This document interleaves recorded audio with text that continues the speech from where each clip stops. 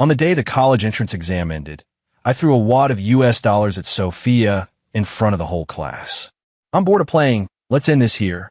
She bent over, picked up the bills that had fallen to the floor one by one, and said hoarsely, "Okay." After summer break, Sophia boarded the train to Gang City, while I flew abroad to undergo chemotherapy. Years later, I returned to my home country.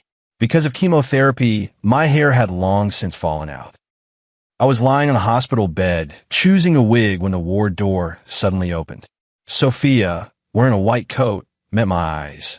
When Sophia came in, I was still sticking my butt up, lying on my stomach on the bed, and a broadcaster's excited sales pitch blared from my phone. "Annual benefits, don't miss it." "Mr. Johnson, are you picking out a wig again?" The noisy ward fell silent in an instant. Nurse Emma pointed at me and said, "Dr. Taylor, this is the newly admitted patient. The informed consent form has already been signed." When Sophia looked at me, I tilted my head like a lopsided tree, my mind completely blank. 10 years had passed, and someone I thought I would never cross paths with again suddenly became my attending physician and barged in while I was doing the breathing exercises. It was infuriating. I rolled upright, adjusted the crooked mask, and kept my mouth shut. Even without meeting her eyes, I could still feel that gaze. Icy and devoid of warmth. Completely different from the tender, helpless look she used to give me when watching me work through problems. "Mr. Johnson, she is Professor Sophia from the team. From now on, all your treatment plans will be handled by her." I avoided eye contact, hurriedly nodded, and didn't make sound.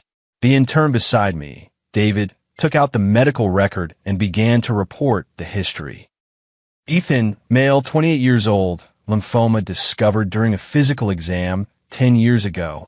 "Enough, you don't need to say more." Sophia interrupted him. Do you know the patient?" David asked, puzzled. My heart dropped instantly. I hurriedly pretended to be fiddling with my phone. I felt Sophia's gaze land on my sheep hat. After a long pause, she said in a flat tone, "I just thought the case was unusual, so I looked it over in advance." The phone switched to the payment page, and the countdown began. I was spacing out and didn't tap confirm payment for a long time.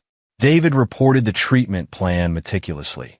After listening, Sophia showed no emotion. "Continue treatment for now, and we'll recheck tomorrow." After saying that, she walked over to the next patient. She conducted the rounds for 15 minutes, and until she left, she didn't glance at me once. I flexed my stiff neck and realized my back was already soaked with sweat. The wig I'd picked earlier had also been grabbed long ago, since the event had been interrupted. TSK, what bad luck. But I'm also relieved. Sophia seemed to have already forgotten me. She didn't react at all when the intern read my name. When Sophia and I first met, our relationship wasn't good. Relying on my family's money, I did whatever I wanted and my grades were a mess. To make me study seriously, the homeroom teacher specifically paired Sophia and me as desk mates. At first, Sophia didn't want to pay attention to me, focusing on doing practice problems every day. She was quick-witted, had a good personality, and was beautiful. Her only flaw was that her family was ordinary. As for me, I wasn't very bright and had a bad temper. Sitting next to Sophia, I looked like a brainless rich kid. Fortunately, my emotional intelligence wasn't terrible. While other boys gave her flowers and love letters, what I gave her were advanced-level exam practice papers. All her practice tests were ones I'd given her. In just one semester, I successfully won her over. The day I nervously kissed her happened to be her birthday. Her white dress was a little messy. She lowered her eyes and asked, "What does this mean?" It was my first time kissing a girl. My mind went blank, and I stammered, "Teach, this isn't obvious? Be my girlfriend." Sophia's earlobes flushed slightly. She replied softly, "Okay." That period of time was exceptionally wonderful. I originally didn't like studying, but as soon as I entered the classroom, I would obediently sit next to Sophia and listen attentively as she tutored me. Over the year, my total score increased by nearly 100 points, which, by my calculations, was just enough to get into a university in Hong Kong City, so I wouldn't have to be long distance with Sophia. But of all things, a problem was found during the medical examination. Ugh. The sound of retching echoed in the hospital room. I clutched the toilet, my vision going dark, my whole body drenched in cold sweat. My buddy Jake patted my back. "You can't keep throwing up like this. It's too much of a reaction. I'll go tell the doctor." I grabbed his arm. "No need. I'm used to it by now." Back then, I was alone abroad. I survived 30 rounds of chemo, held on for 10 years, and yet the illness came back again. I don't know how much more suffering I'll have to endure. If I keep going to see doctors, I'll probably end up annoying her. Jake still wasn't satisfied. "Sophia is in charge of your treatment now. I'll go find her. She must have a way." I immediately grabbed Jake's leg. "For heaven's sake, don't make things worse. We should be grateful she didn't recognize me. If she did, wouldn't she make me undergo a few hundred more rounds of chemo? Who told you chemotherapy has to be done hundreds of times?" A cold voice suddenly came from behind. My body froze instantly, and I didn't dare turn around. Jake breathed a sigh of relief. "Dr. Taylor, Ethan is feeling especially bad. These are all side effects of chemotherapy. If you can't even endure this little suffering." I could no longer make out what Sophia and Jake were saying. Only one thought remained in my head. Did she just hear everything? In the evening, Nurse Emma came in to give me an anti-nausea injection, her tone slightly probing. "Do you know Dr. Taylor?" I collapsed on the bed like all hope had died. "No, I don't." "Why do you ask?" "Dr. Taylor usually never gets involved in these little matters, but this time he specifically went to your attending physician's office and even ordered this anti-nausea shot." I looked at myself in the mirror. Thin, pale, a completely different person from who I was 10 years ago. No way. Even if Sophia has a good memory, it can't be that. Yeah, she's always had a good memory. What if she's still holding a grudge against me? Ethan was brightly written in big letters on the bedside. How could she possibly have missed it? Jake interjected. "This Dr. Taylor is only 28. How did she become a professor so young?" "You sure know your stuff," Emma said with a smile. Dr. Taylor did her bachelor's and then straight through master's and PhD. She finished her doctorate at 26. Her resume isn't something ordinary people can match. Seeing Jake quite interested in Sophia, Emma added, "Trying to chase Dr. Taylor? Save yourself the trouble. She already has a boyfriend, Ryan Bell, the dean's son, a returned PhD. They might even get married someday." The corners of Jake's mouth gradually stiffened. I clutched the hospital gown and suddenly became interested in a loose thread on it. After Emma left, Jake couldn't help but apologize. "I'm sorry, Ethan." "Huh, what's there to apologize for?" I laughed. "I'm 28 now, not 18. My fantasies of goddesses descending to earth for me, those otherworldly beauties, had already been shattered 10 years ago. I never saw Sophia again after that day. Although I couldn't see her, I often heard news about her from others, either attending academic conferences or doing research in the lab. She made rounds only once a week, advising patients on medication. Patients could go home during their rest periods, so I still didn't run into her by the time I was discharged. On the way home, class president Mike called me. "Ethan, are you still in Port City? How's the treatment going?" The line was bustling with voices, very lively. Class officer Lily's voice came through. "Why didn't you tell your classmates you were sick?" If Mike hadn't mentioned it, none of us would have known. I was well liked in high school, and we've kept in touch since graduation. I laughed and teased. "I don't want to bother everyone." "That's not right," Mike said. "Where do you live? We'll come see you tomorrow." I couldn't refuse, so I had to tell them my address. Over the years, I've spent a lot of money on treatment. Thankfully, Jake helped, so I was able to rent a cheap place in Gang City, a ground floor unit with a yard. While I'm feeling better, I can plant some flowers and keep a dog. Most of our high school classmates stayed to build their lives in our hometown. The rest scattered to various places, so only 5 or 6 people came this time. Everyone came in carrying big bags of ingredients. We originally wanted to have hot pot, but it's too hot. Let's stir fry instead. I wore my thick hat and smiled. "No problem, there's air conditioning." I've been wanting to have Western-style barbecue for a long time. Everyone rushed into the kitchen in a chaotic mess. The house instantly became lively, vaguely returning to how it felt at graduation. Mike asked while washing vegetables. "You haven't contacted Sophia?" I was taken aback for a moment.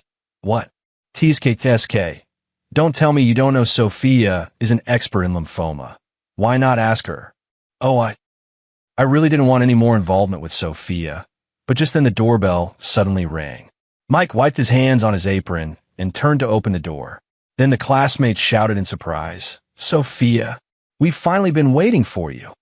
"Wow, beautiful professor, long time no see. Come in and sit down. Ethan says he wants to eat Western-style grilled meat. You're the expert. Do you think he can eat it?" I stood there dumbfounded. Without a mask, my face suddenly felt like it was being roasted by the sun, burning with anxiety. I hadn't expected them to contact Sophia, and even less expected to meet her without washing my face or wearing a mask. Sophia looked at me calmly and said lightly, "Clear broth will do." "All right, the professor wants a clear broth." Everyone got busy again.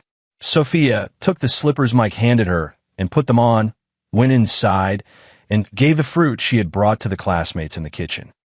Mike tried to smooth things over. "That's all in the past now. Let bygones be bygones. Sophia, be magnanimous. Don't hold it against Ethan. Come help with cleaning the vegetables." As he spoke, he shoved a bag of vegetables into Sophia's arms and pushed her down onto the sofa. For a moment, it was just the two of us in the living room, with only the air conditioner in the corner making a faint noise. I hurriedly avoided her gaze, fumbling in my pocket for a mask. Just as I was about to put it on, Sophia snapped the vegetable in her hand with a pop and said evenly, "You've already seen, there's no need to cover it up." The atmosphere in the living room instantly turned awkward. To be precise, only I felt awkward.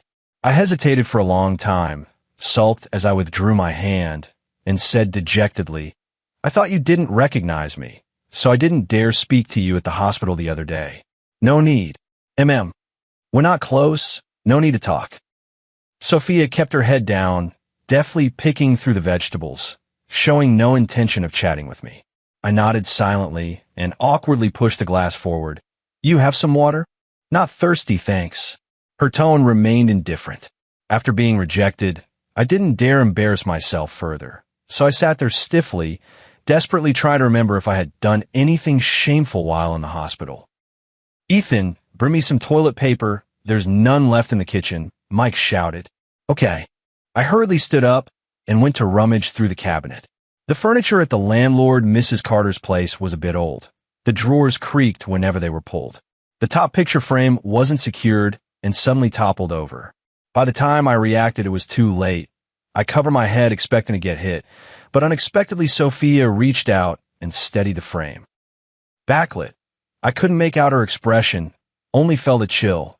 She didn't seem very pleased. "Thank you." Sophia ignored me. When I crawled out from under the picture frame, I finally noticed she was staring at the photo in it, one I'd secretly taken in high school, the warm sun filtering through the leaves on her profile as she slept so soundly she didn't even notice when I quietly hooked my finger through hers. Right now, I really want to grab the frame and eat it. "Ethan, Care to explain?" I was silent for a moment, instinctively scratching my head and pulling off a strand of wig. Under Sophia's icy gaze, I forced a smile and said, "Teach, this is an ex's photo frame." "Haha, just kept as a memento." "Oh, really?" Sophia pointed at the photo in the frame of me and my buddies, her tone wavering slightly. "So, you mean you've dated guys too?" I swallowed and said, "Why, yes. I've dated them all." Sophia's gaze seemed as if it could burn right through me. I gradually couldn't smile anymore, my eyes darting away, not daring to look at her. "Ethan." Mike opened the kitchen door and was about to say something, but sensing the wrong atmosphere in the living room, he immediately shut his mouth. Sophia kept a cold face, put the photo frame back in its place, wiped her hands with a tissue, picked up the clothes, and was about to leave. "Hey, Sophia, where are you going?" "I still have something at the hospital. I'll go ahead." "No, we haven't talked about Ethan yet." "Sophia, finish your meal before you go." Sophia stood in the entryway, looking at me in silence, as if waiting for me to say something. But she was disappointed. I didn't say a single word. Sophia let out a soft laugh. Is there any point in staying here as an unwanted ex? With a click, the door closed, and she left. Sophia's departure made the room fall into a brief, heavy silence, but it was soon dispelled by the mouth-watering smell of grilled meat. Mike's cooking is still this good. Mike grinned and tilted his head at me. Don't worry about it. I'll talk to Sophia. She'll give me face. Other classmates also tried to comfort me. She sounded pretty busy on the phone. The fact she can come shows her attitude. She'll definitely help you. Yeah, let's eat the barbecue first. Actually, I wasn't very upset. Instead, I felt full of guilt towards Sophia. To me, we really shouldn't have any more contact anyway, and I felt awkward disturbing her life just because I was sick. Everyone was merrily eating barbecue, and during that time, Mike started a video call in a class group. Not many people answered, but the group was lively. Everyone chatted about everything, as if we had gone back to the eve of the advanced level exam, back when we talked about our dreams and promised to travel together. Sophia and I were still desk mates, and a week before the exam, she came back to the classroom and saw me drawing circles on the map with colored pens. What are you doing? I held the map up and waved it. Huh, you don't recognize it? This is Port City. I pointed at the two circles on the map. This one is your school. This one is my school. Then I drew a straight line connecting them with the pen. The perpendicular segment is the shortest. From now on, that distance is the distance between us. Sophia gave a wry little laugh. Are you planning to take the exam for Hong City? Yeah. Aren't you happy about that? She sat down beside me, folded the test paper, and put it into the desk drawer, and said softly, I'm happy. But I had bad luck. A few days later, I got the medical checkup report, and the abnormal arrows on it were all over the place. The doctor advised my parents to take me to Port City for further tests right away.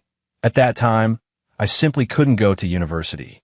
I asked Sophia indirectly, hey, if one day I got seriously ill and couldn't go to Port City, what would you do? Sophia's pen paused and she frowned. You got sick? Ugh, don't jinx me. This is an online test question. Answer seriously. I can get into medical school. Then I'll just change my major. That one sentence threw my mind into chaos. I shoved my paper at her haphazardly. Enough. Get back to the math problems. She clearly likes math. Why would she study medicine? On the afternoon the advanced level exam ended. I couldn't stop my nosebleed. Blood stained the test paper, but by then it no longer mattered. I went to Port City overnight, stood on the busiest street, and cried painfully. The rendezvous in Port City turned out to be one I arrived at first. Later, after the diagnosis was confirmed, I went home to pack. In front of the whole class, I dumped a stack of dollars on Sophia and bluntly ended our relationship. The second time I was hospitalized, it was the same ward, only with different roommates. The 5-year-old kid from last time had just passed away. When the medical staff wheeled him away, the guys looked at me with red eyes. I was arguing with an online seller. Look at me. Do I look like a robber? Dear, sorry, we're a legitimate seller. The next second, I put a stocking on my head, took a photo, and sent it. Then why did you send me stockings instead of the hat I bought?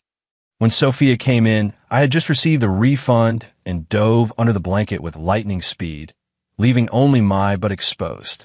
Ethan. Sophia's voice remained indifferent. I pulled my pants down, gruffly saying, Ethan isn't here, I'm his good buddy. Jake beside me. Sophia pulled back my blanket directly. My hair was a mess, and I looked at her guiltily like someone caught stealing. She kept a cold expression, lips pressed tight. The male doctor beside her, Dr. Clark, chuckled. Sophia adjusted your medication plan for you. We were going to tell you, but I didn't expect to walk in and see. The unsaid words were obvious. The other patients in the ward chuckled. Everyone except Sophia. Looks like you're not in the mood to listen. We'll talk about it tomorrow. No, Dr. Taylor, please tell me. I'll listen carefully. I hurriedly grabbed the hem of her clothes. After so many years of seeking treatment, I've long been used to groveling and flattering. Sophia's gaze fell on my hand. She moved her lips and furrowed her brow. Suddenly, I felt like she was about to cry. I must have gone stupid from the medicine. Sophia stood by the bedside, expressionless as she explained for nearly an hour, each pause perfectly timed to make sure I could understand. She suggested I try a new drug. It worked well, but had significant side effects. I leaned against the headboard and said with a grin, "It's fine, I understand. It's a clinical trial. Someone has to participate. I never went to college. I'm sick now. I haven't contributed much to the country. Even if it fails, I have no regrets. Ethan, I won't treat my life as a game." Sophia's earnest demeanor oddly put me at ease. The new drug side effects hit fast. I started it during the day, and by the afternoon I was bent over the toilet vomiting so hard I thought my stomach would come out. After that came irritability and heartburn and stomach burn. Taking advantage of the gap, while Jake was home, I wheeled myself out to the hospital garden. At dusk the sun lay on the lake, and when the breeze blew the surface glittered as if countless goldfish were swirling in the water. I let the wind stroke my cheeks, occasionally burying my head in a plastic bag to retch a couple more times. When I looked up again, a man suddenly appeared in front of me. "Mr. Johnson, what a coincidence. What are you doing here?" It was the male doctor who had been standing beside Sophia. I had forgotten to ask his name, but he quickly reached out his hand to introduce himself. "I'm Ryan Bell." I took his hand and was distracted by the ring on his ring finger. I remembered the dean's surname was Bell. He must be the dean's son, the one about to be engaged to Sophia. Ryan Bell stood beside me and asked gently, "How do you know Sophia?" It took me a while to catch on before I realized the Sophia he meant was Sophia, and the atmosphere instantly grew awkward, ex and current as always. I straightened the crooked hat. "A classmate from high school." "Just a classmate?" I was silent for a long time. "Yes, just a classmate." Ryan Bell chuckled lightly. "That's not how I remember it. You were Sophia's ex. The year of the advanced level exams, you handed her a wad of dollars and dumped her." His words were blunt, probably venting on behalf of his fiancée. Seeing that I didn't answer, he lowered his head and continued. "The reason? You were ill, so you chose to push her away in that way." I still didn't respond as the wind howled past my side. I heard Ryan Bell snort. "How stupid, but thanks anyway." I'm getting engaged to Sophia. After being ill for so many years, I'd long since been worn down and lost my temper. But when I heard that I couldn't help snapping back, then kneel and thank me, and give me $6 million. "You," I glanced at him and said impatiently, "What do you want me to say?" "Regret it." Ryan Bell didn't get angry. Instead, he smiled. "Not regret it? I regret it." Ryan Bell froze. I grinned exaggeratedly and said, "I'll go after Sophia right now, confess to her, cry and beg her saying I still love her, make her dump you and marry me." I held my head high, waiting to see Ryan Bell's awkward face, but he looked strangely over my shoulder and said, "Sophia, if your ex confessed to you, would you still agree?" My smile froze instantly, as if I had fallen into a bottomless pit. I turned around and met Sophia's icy gaze. My cheeks burned as if doused in chilly oil. Sophia's white coat was dyed a glaring orange by the setting sun, her face expressionless. "You can try." I completely lost the ability to think. "Try what?" "Say you still love me." At this moment, the golden sunset was just refracting off the rippling lake, making it impossible for me to open my eyes. The golden light swallowed Sophia's figure. In a dizzy haze, I heard her voice, stretched across a decade. "Try it. Say you still love me. See if I'll come back to you." My head was buzzing. When I came to, all I saw was Ryan Bell quietly walking away and Sophia steadily approaching me. I sat in a wheelchair, my legs heavy as if filled with lead, letting Sophia slowly push me along the lakeshore. Inferiority, embarrassment, regret, countless emotions tangled together, lodged in my throat so I couldn't speak. The wind carried her question. "Aren't you going to say something?" I kept my head down, picking at my nails. "Say what?" "Were all the things you just said nothing but idle talk?" I hung my head, watching the hospital gown fluttering in the wind, thinking of the thinning hair under my cap. Earlier it was out of spite. Now it's only guilt. How shameless must I be to dare say things to make her come back to me? Ethan. Sophia suddenly stopped. Do you find teasing me funny? To you, is love that cheap? She was very angry. I could feel it. No. I scratched my head awkwardly. We were just arguing a moment ago. It won't happen again. I'm sorry for bothering you. I used to always be able to keenly sense Sophia's moods and would apologize with a smile before she got angry. But this time I couldn't smile no matter what, and tears swam in my eyes. Sophia said, Ryan and I are indeed getting engaged, but that was all my father's idea. She came up to me, crouched down, and looked me in the eye, her pupils full of pressure. I was the one who asked him to contact you, and I was the one who told him to say those hurtful things. This close, face-to-face stare made me feel both angry and wrong deep down. I've been unlucky enough already, practically a dead man, and now someone's hunting me like this.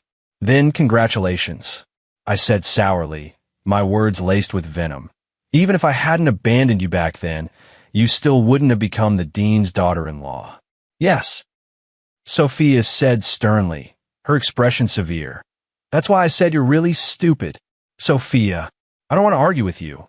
I really feel terrible. I'm going to be sick. My eyes reddened, tears spilling uncontrollably. I apologize for what happened back then. I shouldn't have hurt the love you had for me. I shouldn't have humiliated you in public. I know I was wrong.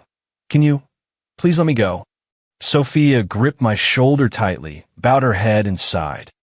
When she looked up again, her eyes were full of an unhidden grievance. Do you think I still care about those things? Do you think I didn't know the real reason you broke up back then? The Sophia who once loved mathematics ultimately became a doctor. She gave up her original ambition and now stands by my side, simply to be close to me. I have suffered for so many years just to come back to you. Why would one leave me alone from you? Should I have to get lost? I was stunned. The experiment recruitment. Mike was the one I told to tell you. Sophia's eyes were hot and steady. I knew you would come. My head was a mess. Back then I only told Mike about this and specifically told him to keep it secret. Could he have leaked it? The wind grew stronger, and in the distance a nurse was calling me back. Sophia stood up, composed herself, and said decisively, Ethan, you're still sick right now. I won't make a scene, but remember this. Never think you can get rid of me. Back in the ward, I lay on the bed in a daze. Jake waved in front of my face. What's wrong with you? You're so distracted. Sophia is studying medicine. Of course I know, I'm not an idiot. Facing my reddening eyes, Jake suddenly reacted, his mouth agape. You mean she transferred to study medicine because... That night after Jake went home, I called Mike. Hey, Ethan, what's up?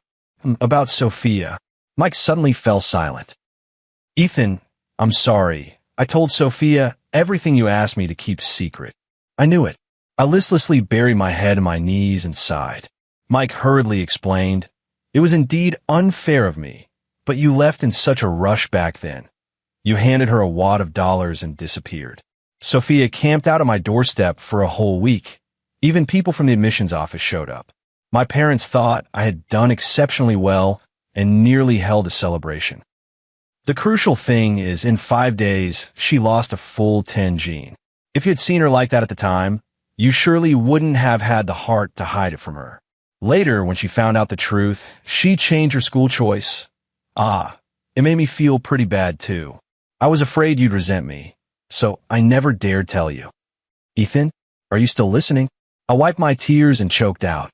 I heard you. I don't blame you. I just caused you a lot of trouble. No trouble. You two just need to communicate more. After hanging up, the hospital room fell into a dead silence. I clenched the phone tightly, my chest aching in waves. I was such an idiot, thinking I'd arranged everything perfectly, believing I could pull the wool over everyone's eyes, but I hadn't expected that the one who most deserved to know the truth already knew it all along. In the darkness, the ward door was suddenly pushed open and a beam of light shone in. Sophia stood in the doorway, meeting my tear-streaked face. She looked anxious and took a few strides closer. What's wrong? Do you feel unwell? The emotions I had held back for so long could no longer be contained, and I suddenly burst into sobs. Why change your application? Are you stupid? I don't need you to do this at all. Why can't you understand? Sophia froze. Then the tense expression gradually relaxed. She pressed her lips together and let me punch her several times. Surprisingly good-natured. You want to find Mike, didn't you? My eyes stung. I nodded. Yeah. Then that's right. What do you mean, right? Sophia crouched down and looked up at me with bright eyes. Let's make up. Don't break up with me, okay? I instinctively recoiled, but Sophia gripped my shoulders tightly. Ethan, she deliberately raised her voice, forcing me to look at her. I know what you're afraid of. She raised her hand and swore. I swear to heaven, I would never give up my life because of you, even if one day. Her lips trembled and her voice took on a sob. Choking up for a few seconds, she still forced herself to say it. Even if one day we are parted by life and death, I, Sophia, swear I will never go with you. She cupped my cheeks and said gently, Is that okay? Now are you still willing to say you love me? Wind blew through the window onto my wet face, carrying a hint of chill. The cold moon like frost, startled swans scattering along the water's edge, birds seeking shade. I am like a solitary bird, flying alone for 10 years. Over these years, I could only flap my wings desperately, pretending to be upbeat, brave, and fighting illness, but I still get afraid, despair, resent fate's unfairness, and hate my own bad luck. I can never find a forest to rest in. The moment I relax, even a little, I fall into the abyss of negative emotions and can't pull myself out. I'm so tired that I just want to lean on Sophia's shoulder, even for only one day, so my weary soul has a place to land. Then when the sun rises tomorrow, I'll spread my wings and fly again until the end of my life. I held Sophia, buried my face in her shoulder, and sobbed loudly. After the second round of chemotherapy ended, my weight dropped to a historical low, and my body was frail and weak. Of all times, the landlord misses. Carter called and said her son was getting married, and they wouldn't renew the lease. She offered double compensation for breach and wanted me to move out within 2 days. While I argued with the landlord, Sophia sat beside me, frowning. Do you want to talk to her? I hung up the phone. No need. The compensation is generous. Enough for me to find another place. Over the years, I've traveled everywhere for treatment and lived a rootless life. I'm long used to changes like this. Move into my place. Huh? Sophia quietly looked away. My place is very close to the hospital. It's convenient for appointments. Usually smooth talking, I suddenly felt awkward. Oh, won't that be inconvenient for you? No. So, naturally, I moved into Sophia's home. The neighborhood was nice. It really was close to the hospital. The apartment wasn't big, but the layout was open and 100 times better than the place I rented. Because Sophia was busy with work, she told me the door code. Have the movers put the bags in the living room. I'll sort them out when I get back tonight. Standing in her place for the first time, I felt a bit awkward, not daring to look or wander around, and sat properly on the sofa. Which room do I stay in? Either is fine. She was too busy to answer my question, so I nervously pushed open one of the doors. Pink bedding set, white curtains, a watch on the desk, the wardrobe full of Sophia's clothes. Ah, this is the master bedroom. I quickly shut the door, opened the other room, and put my things inside. It was getting dark. After I finished making dinner, I set out the bowls and chopsticks and waited for Sophia to come back, and before I knew it, I had fallen asleep face down on the table, my wig crooked on my head, about to fall off. When Sophia came home and opened the door, I suddenly woke up. You're back. Maybe it was my imagination, but Sophia's gaze at me was much more intense than it had been in the hospital. I hastily straightened my wig and stood up. I've already eaten. I'm going to sleep now. Sophia withdrew her gaze and said softly, Okay, I'm busy with work. You don't need to wait for me next time. Okay. I hurried into the bedroom, stood in front of the mirror, and adjusted the wig, full of regret. This was my favorite wig. It almost fell off earlier. Sophia didn't see my bald head, did she? I bit my toothbrush and took off the wig, slumping and sighing. I've cared about my hairstyle since I was a kid. Years ago when the illness hadn't recurred, I still had some hair, but now, looking at the sparse strands in the mirror, I can't smile at all. So ugly. This is only the second chemo session. A few more and I'll really be bald. Knock, knock, knock. The knocking came. It was Sophia. Toiletries are in the bathroom. Do you want to wash up? I switched off the light immediately and crawled into bed. No need. I'm ready to sleep. There was no more movement outside. She must have stood there for a few minutes before leaving. I waited until the middle of the night, and only after confirming there was no light outside did I quietly open the door, intending to go wash up. A faint light came from the direction of the sofa. Sophia sat there, surrounded by stacks of materials, a small desk lamp illuminating her profile. She immediately saw me without my wig, skulking furtively. I froze, unsure whether to nonchalantly go wash up or to close the door and play dead. Sophia put down her papers and walked toward me. I just woke up. I want to go wash up. Don't move. Sophia grasped the arm that covered my head. Her warm breath brushed my cheek as she stood on tiptoe and kissed me. My body trembled violently, my heart instantly racing out of control, my breathing growing rapid. Her shadow blocked the light, the dim atmosphere making my hearing unusually sharp. Our breaths intertwined, our lips met, and I could hear her skirt rubbing against my clothes, hear her heartbeat quickening. The kiss lasted a long time, so long that I was almost suffocating. Avoiding me? I instinctively lowered my head, but at the thought that the top of my head would be exposed to her gaze, I quickly snapped it back up. Who's avoiding you? Narcissist. Sophia stroked my head, her eyes clearly reflecting my silhouette. This looks better. What? The way you look without the wig. She nudged my nose and murmured, I've wanted to kiss you for a long time, but every time I saw how much you cared about your wig, I didn't dare force you. I turned my head away and said dejectedly, Stop looking. It's ugly. How could you be ugly? In my heart, you're the most handsome. You're such a liar.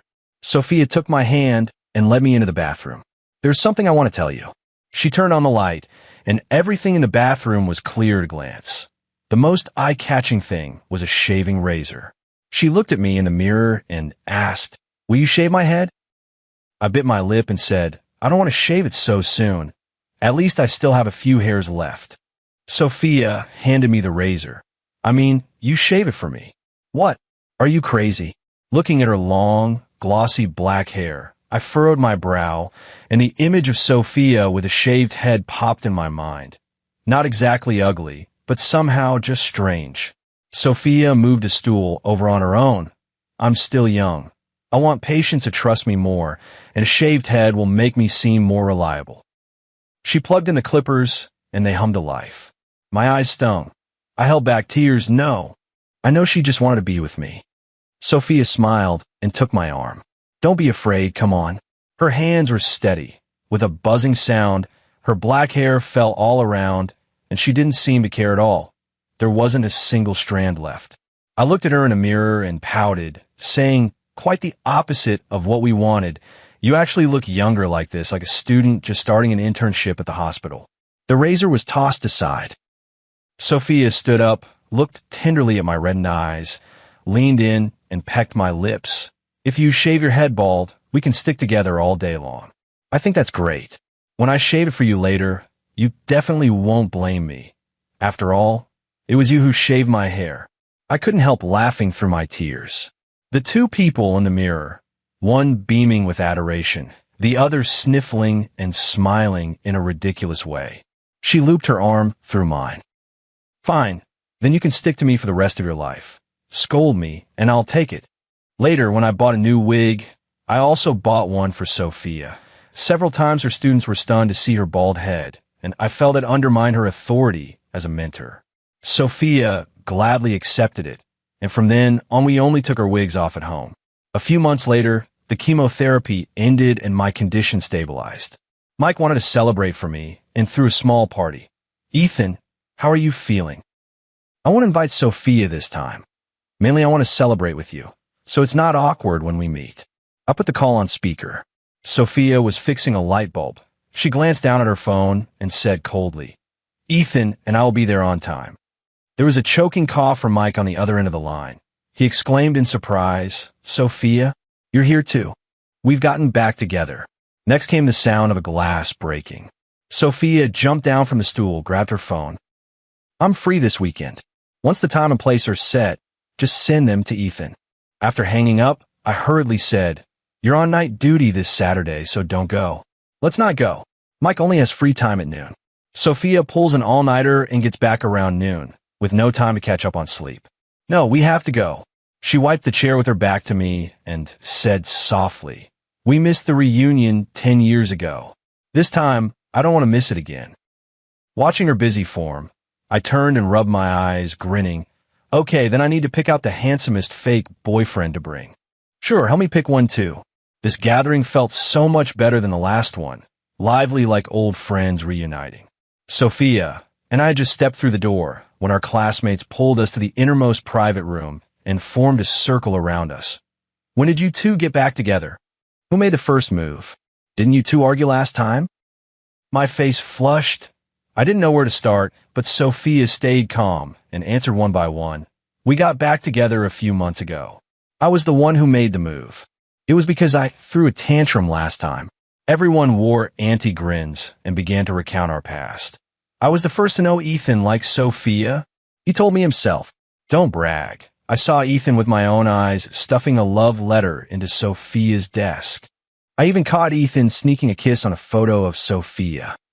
"Wow. When was that?" "In the second semester of first year of high school, the bulletin board had a photo of the top student in the retake exam. Sophia's photo was at the top. Ethan, being tall, just leaned in and kissed it." My face grew redder and redder. Under Sophia's meaningful gaze, I wished I could crawl into the ground. She leaned close to my ear, her warm breath making it tingle. "You kissed my photo?" I hurriedly dodged and whispered a furtive retort. "So what if I did?" Sophia smiled without answering. The topic quickly turned to Sophia. The bottle pointed to her several times, and when faced with trivial questions, she always chose to drink as a penalty. Unnoticed, it grew late. At the final spin of the bottle, it pointed to Sophia again. "Is there one thing you've wanted to do for a long time, but never have?" Mike had already handed the drink over, but Sophia didn't take it. She looked at me resolutely. "Marry Ethan." The drowsy, sleepy atmosphere was instantly ignited. Amid everyone's jeering, I stared at her in disbelief. Before tonight, I had never dared hope I could marry her. Mike was drunk and couldn't be held back. We now congratulate this newlywed couple on ending their 10-year-long run. "Mike, that's too soon. Say it at their wedding." "Exactly. No need to find an MC then. Mike can do it." Everyone laughed heartily. Taxis left one after another, and the party came to an end. Mike rubbed his eyes and patted mine and Sophia's shoulders. "All right, you two must take good care of each other. I'll be waiting to drink at your wedding." Watching Mike's departing back, I seemed to see the wedding scene, him as the master of ceremonies enlivening the atmosphere. I shook Sophia's hand, hesitated, and asked, "Will your parents agree?" "Don't mind them." She'd had a little to drink, tipsy, and the moment she stepped through the door, she hauled me into the master bedroom, without asking, and kissed me recklessly. Her lips brushed my cheek and nose, quickening my heartbeat. "Sophia, wait a second." "Can't wait." Her voice hoarse, she kissed me again, silencing all my misgivings. In the palm of my hand was Sophia's heart, pounding fiercely, so strong, so full of life. I gradually gave up resisting, letting myself sink into this ineffable joy. In the darkness, I groped for Sophia's hand. She held me tight against her chest, leaned down and kissed my forehead. "Tell me when you're tired." "I'm not tired, hold me." "Okay." Considering my condition, it didn't last long that night. I lay in bed half asleep, vaguely hearing Sophia on the phone, her tone icy and sharp, laced with an animosity I had never heard before. I got out of bed, walked quietly to the door, and pushed it open a crack. "Mom, I've already made it clear, you don't need to interfere in my affairs." I tightened my grip on the doorknob, a cold sweat forming in my palm. I knew I shouldn't be eavesdropping, but my legs moved of their own accord to the corner of the living room. Sophia's mother's voice became clearer. You say I shouldn't interfere? Should I just stand by and watch you marry someone who could die at any moment? You've worked so hard to get where you are today. Why ruin yourself for him? Sophia sneered. Who do you think is responsible for me being where I am today? Her mother was immediately at a loss for words. Without Ethan, there wouldn't be the Sophia you see today, and your Taylor family wouldn't have a doctor willing to accompany you to regular checkups. That's what you should have done. Sophia snapped back sharply. Back then, when you secretly changed my application for that bit of money, trying to make me stay in our hometown, did you ever think about today? Silence fell on the other end of the line. Sophia warned, if you still consider yourselves my parents, show Ethan some respect. If anyone dares to cause him trouble, don't blame me for being merciless. With a bang, the phone was slammed down hard on the coffee table. At that moment, I couldn't help sneezing, and Sophia caught me in the act. She stood up, walked to the corner, looked at me hiding there, and the angry expression gradually gave way to helplessness as she sighed, standing barefoot. Aren't you cold? I scratched my head. I wanted to come out and drink some water. Go back and lie down. I'll pour it. Okay. I ran like the wind. By the time Sophia came in carrying the water, I was already cocooned under the quilt with only my eyes showing. Maybe she just had an argument with her parents. At this moment, she radiated a coldness that warned strangers to stay away. I hugged the quilt and sat up. What you said earlier was true. They changed your college choices. Which part? They changed your college choices. Sophia watched me finish the water, took away the empty cup, and then said, if I hadn't logged into the system that afternoon to change them back, you'd only have found out when you received the admission letter. So don't blame yourself over me changing the choices. Without you, I wouldn't be who I am today. In the dark, I scooted over and hugged Sophia. Is studying medicine hard? It's not. Little liar. I didn't lie to you. Sophia traced my back lightly. Sometimes I think that the crossing of life paths is never accidental, but a necessity carefully woven by time and space. I muttered, if we hadn't met, would you still think that? Sophia's gaze was burning and steady. Yes. Whether it's in 10 years or 20, Sophia and Ethan will be together sooner or later. From that day on, I began to seriously consider marrying Sophia. Sophia told me with great certainty that my illness had a high survival rate. As long as it didn't recur, it wouldn't affect my lifespan at all. I could even live to a ripe old age. So we set the wedding for 6 months later, just enough time to grow my hair back a bit. It would look odd to have 2 bald heads standing together at the ceremony. The 6 months flew by. I gradually regained my energy, put on some weight, and my hair grew back quite a lot. From a distance, my complexion was rosy, and I looked no different from a healthy person. That day, I called my parents. It had been a year since we last spoke.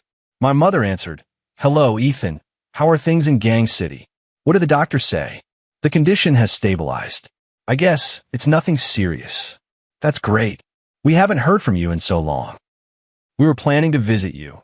If it weren't for being busy with your younger brother starting middle school, we would have gone already. I was diagnosed not long before my parents had my younger brother, and from then on their focus was entirely on him. I didn't blame them. An eldest son who could die at any moment could never compare to a healthy, high-achieving younger son. Besides, they'd already spent a lot of money treating me. Before hanging up, I said, "Mom, I'm getting married."